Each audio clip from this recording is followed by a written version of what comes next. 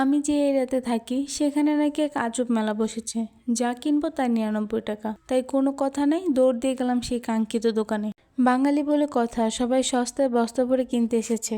ভেবেছিলাম ডিটেলসে ভিডিও করব, কিন্তু দাঁড়ানোরই জায়গা নাই।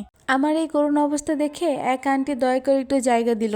আন্টিকে একটা থ্যাংক ইউ দিয়ে নিজের জায়গাটা লুফে নিলাম। কুকারিস থেকে শুরু করে ঘর সাজানো যে কোনো জিনিস ছিল এই দোকানে।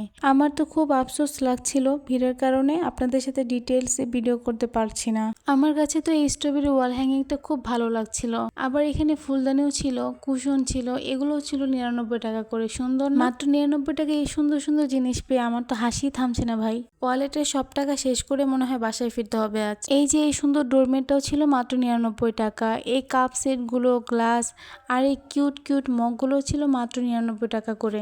99 টাকা এই ডোরমেটটা আমার কাছে অসাধারণ লেগেছিল। আর এই যে দেখতে পাচ্ছেন এই কিউট পাখির বাসাটা, এটাও ছিল মাত্র 99 টাকা।